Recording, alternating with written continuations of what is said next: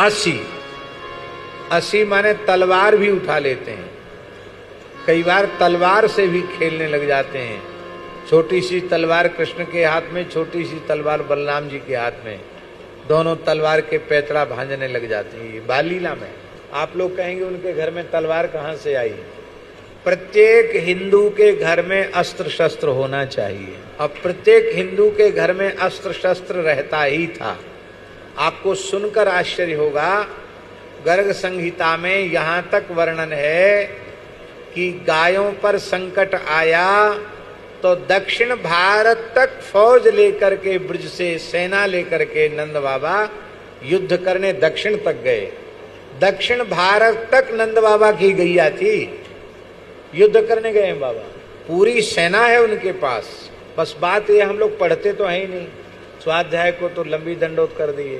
पद्म पुराण, ब्रह्म वैवर्त पुराण, गर्ग संहिता आदि ग्रंथों को देखना चाहिए। कैसी कैसी विलक्षण रहस्यमयी लीलाओं का वर्णन लिखा हुआ है। तो तलवार से भी खेल, माताएं दौड़कर हाथ से तलवार छीन लेती हैं, कहीं बालकों को लग न जाए।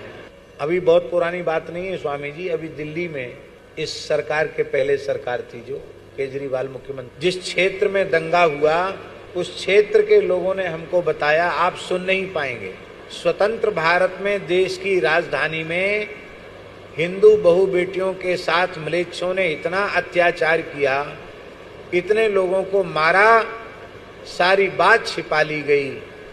और जब कुछ हिंदू गुर्जर और कुछ अच्छे जो लड़ाके समुदाय के लोग थे, वो जब बदला लेने के लिए हुए तो सबको जेल में बंद कर दिया।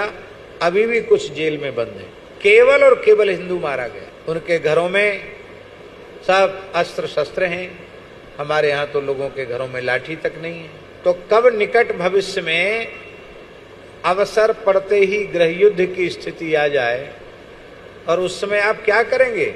हमसे यदि कोई राय लेगा नहीं, जरूरत नहीं है किसी को लेने की। लेकिन व्यक्तिगत यदि हमसे कोई, हमारे मन से कोई पूछे तो भारत में प्रत्येक हिंदू का सैनिकीकरण होना चाहिए और प्रत्येक भारतवासी की सैनिक शिक्षा होनी चाहिए। सैनिक शिक्षा अनिवार्य होनी चाहिए। हम राष्ट्र रक्षा, धर्म की रक्षा के लिए हाथ पर हाथ धरे न बैठे रहें, बहुत आवश्यक है।